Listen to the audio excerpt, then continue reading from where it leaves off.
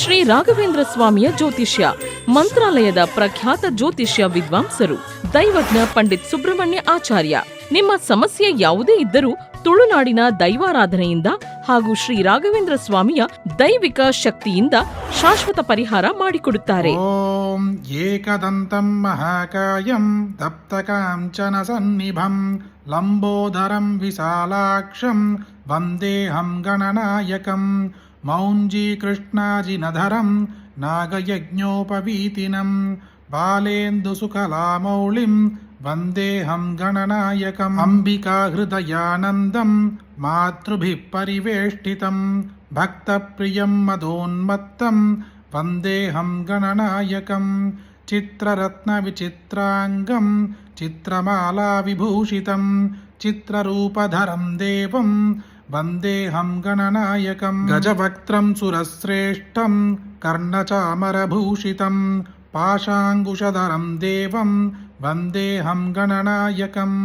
ಮೂಷಕೋತ್ತಮಮಾರುಹ್ಯ ದೇವಾಸುರಮಹಾಹವೇ ಯೋದ್ಧುಕಾಮಂ ಮಹಾವೀರ್ಯಂ ವಂದೇಹಂ ಗಣನಾಯಕಂ ಯಕ್ಷಕಿನ್ನರ ಗಂಧರ್ವ ಸಿದ್ಧವಿದ್ಯಾಧರೈಃ ಸದಾ ಸ್ತೂಯಮಾನಂ ಮಹಾಬಾಹುಂ ವಂದೇಹಂ ಗಣನಾಯಕಂ ಸರ್ವವಿಘ್ನಹರಂ ದೇವಂ ಸರ್ವವಿಘ್ನವಿವರ್ಜಿತಂ ಸರ್ವಸಿದ್ಧಿಪ್ರದಾತಾರಂ ವಂದೇಹಂ ಗಣನಾಯಕಂ ಗಣಾಷ್ಟಕಮಿದಂ ಪುಣ್ಯಂ ಯಃ ಪಠೇತ್ ಸತತಂ ನರಃ ಸಿದ್ಧ್ಯಂತಿ ಸರ್ವಕಾರ್ಯಾಣಿ ವಿದ್ಯಾವಾನ್ ಧನವಾನ್ ಭವೇತ್ ಪ್ರಣಮ್ಯ ಶಿರಸಾ ದೇವಂ ಗೌರೀಪುತ್ರಂ ವಿನಾಯಕಂ ಭಕ್ತಾವಾಸಂ ಸ್ಮರೇನ್ನಿತ್ಯಂ ಆಯುಷ್ಕಾಮಾರ್ಥಸಿದ್ಧಯೇ ಪ್ರಥಮಂ ವಕ್ರತುಂಡಂ ಚ ಏಕದಂತಂ ದ್ವಿತೀಯಕಂ ತೃತೀಯಂ ಕೃಷ್ಣಪಿಂಗಾಕ್ಷಂ ಗಜವಕ್ತ್ರಂ ಚತುರ್ಥಕಂ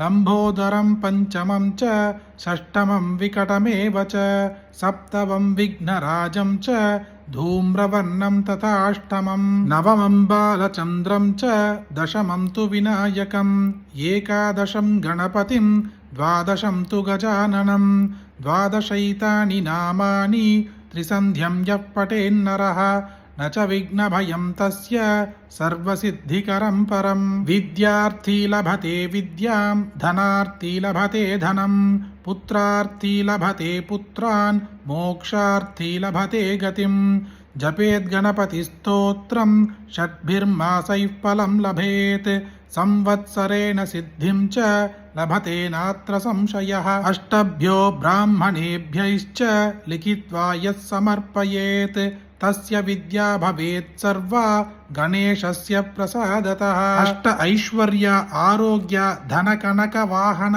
ಎಲ್ಲಾ ಕೊಡುವ ಈ ಗಣಪತಿ ಸ್ತೋತ್ರವನ್ನು ನೀವೊಬ್ಬರೇ ಕೇಳಿದ್ರೆ ಸಾಕ. ನಿಮಗೆ ಗೊತ್ತಿರುವ ಎಲ್ಲರಿಗೂ ಶೇರ್ ಮಾಡಿ, ಈ ವಿಡಿಯೋಗೆ ಲೈಕ್ ಮಾಡಿ. ಮತ್ತೊಂದು ವಿಡಿಯೋದಲ್ಲಿ ಸಿಗೋಣ. ಜೈ ಜೈ ಶಂಕರ, ಹರ ಹರ ಶಂಕರ. ನಿಮ್ಮ ಸಮಸ್ಯೆಗಳಾದ ಪ್ರೀತಿಯಲ್ಲಿ ನಂಬಿ ಮೋಸ, ನೀವು ಇಷ್ಟಪಟ್ಟವರು ನಿಮ್ಮಂತೆ ಆಗಲು, ವಶೀಕರಣ, ಗಂಡ ಹೆಂಡತಿ ಕಲಹ, ಗಂಡ ಹೆಂಡತಿಯ ಅನೈತಿಕ ಸಂಬಂಧ ಬಿಡಿಸಲು, ಅತ್ತೆ ಸೊಸೆ ಕಲಹ, ವ್ಯಾಪಾರ, ವ್ಯವಹಾರ, ಹಣಕಾಸು, ಮದುವೆ, ಸಂತಾನ, ಶತ್ರುಕಾಟ ಇನ್ನು ಮುಂತಾದ ಸಮಸ್ಯೆಗಳಿಗೆ ಬಲಿಷ್ಠ ಪೂಜಾ ಶಕ್ತಿಯಿಂದ ಶಾಶ್ವತ ಪರಿಹಾರ ಮಾಡಿಕೊಡುತ್ತಾರೆ.